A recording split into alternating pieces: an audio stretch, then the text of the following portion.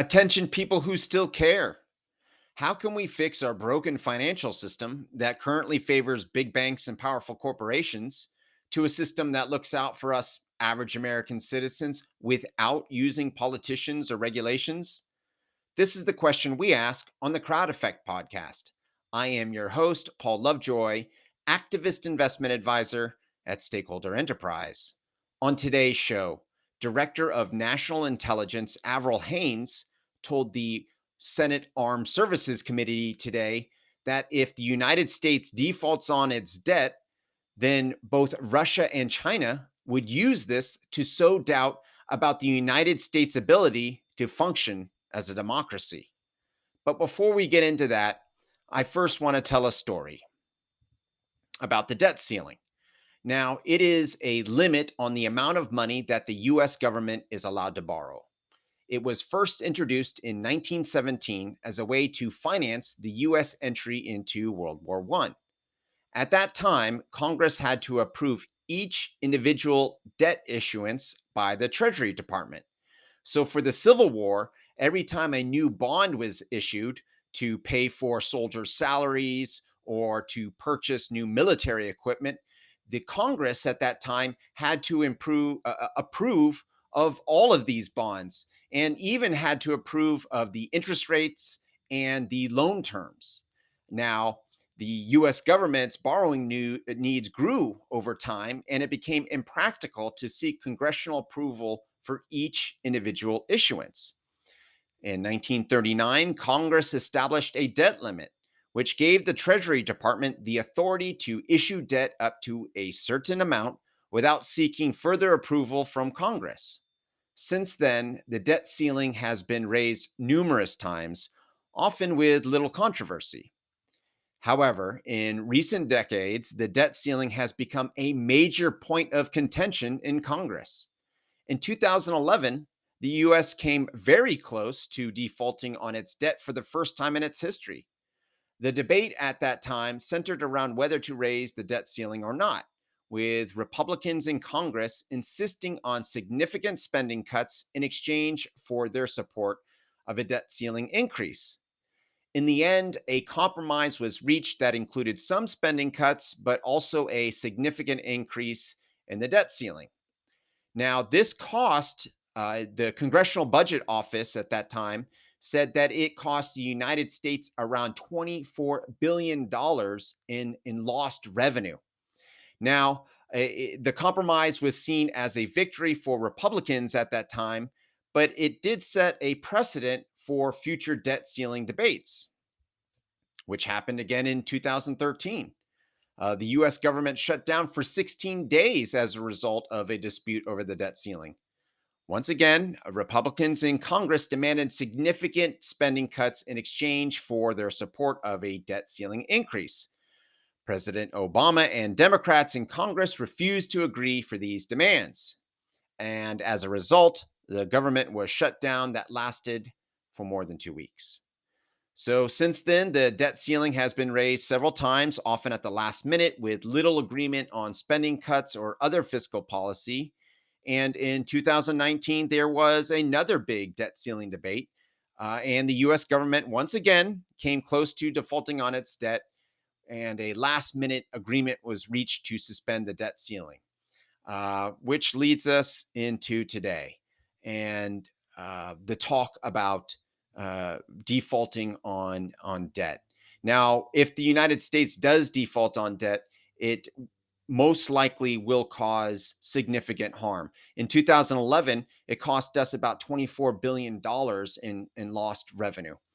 So Avril Haines, what she said to Congress, to the Senate hearing today was, and I'll quote it: generally, both Russia and China would look to perceive, narrate through information operations such as an event as demonstrating the chaos within the United States that we're not capable of functioning as a democracy and the governance issues associated with it. So they've done that on a range of things, and that's Avril Haines speaking to the Senate Arms Services Committee. So, yes, defaulting on debt would be horrible for the United States for a number of reasons. When you default on debt, well, it makes the standing of the United States around the world. Less people will be willing to invest in the United States. Also, the dollar is the backbone of our global economy. And if the dollar starts um, to weaken and to people are having doubts about the United States capable, then we can have severe not only global economic impact, but United States would lose its place in the world as a someone who's able um, to steward the global economy. Instead, countries like China and Russia would want to sow discord in the world and create an environment where they can clamp down on their population even tighter. Okay, so here we are in this debt ceiling debate once again, and once again, it's a Republican controlled Congress with a Democrat president, and I don't blame Republicans for using the debt ceiling as a negotiation tool because of their beliefs. Republicans believe that the government subsidies, these entitlement programs, they call them, and which they want cut, are the root cause for our economic problems in our country. They believe that these government subsidies create a dependent mindset in our population, giving our citizens little incentive to be productive and work. And that is what they believe. And I'm not going to say that they're right or they're wrong. It's a belief, and uh, Democrats believe something completely different. They believe that government is here to provide a safety net for its citizens, and that corporations can't be trusted, and we need to regulate them. Now, both of these sides think this is the root cause for all of our economic problems. And ultimately, what they're saying, both Republicans and Democrats, the reason for our economic problems, the reason for these debt ceiling debates is government response. That is the root cause for our problems. And I couldn't disagree more. Now, many of us have thought about the way for profit publicly traded corporations are structured with a corporate bottom line that has this constant pressure of increasing their quarterly profits more so than the last quarter. Now, what would you think about a theory that says that it's not government response that is the cause for our economic problems, but it's the way publicly traded corporations are designed in the first place? That's the root cause for all of these problems.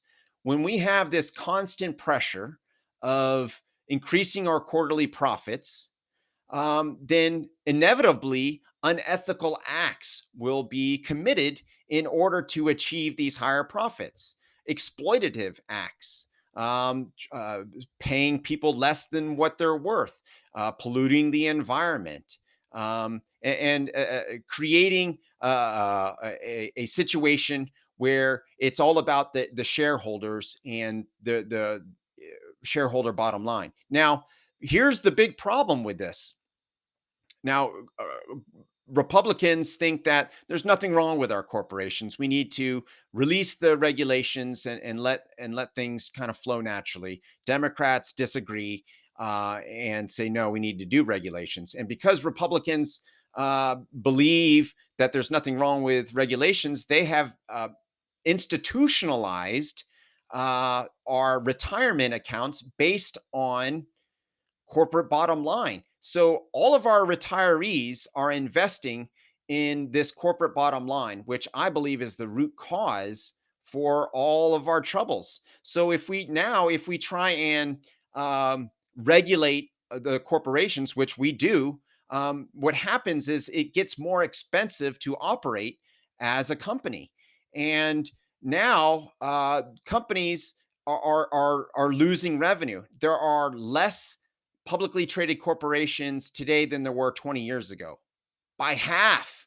Yeah, back 20 years ago, there were around 8,000 publicly traded corporations. Today, there's around 4,000. It's a lot of it is attributed to the increased cost of just operating. And every time you have regulations, your expenses go up, but that doesn't change the pressure to increase your quarterly profits. That never goes away. So what do we do? How can we fix this? Our retirees, we can't have them go broke. They've been working very hard.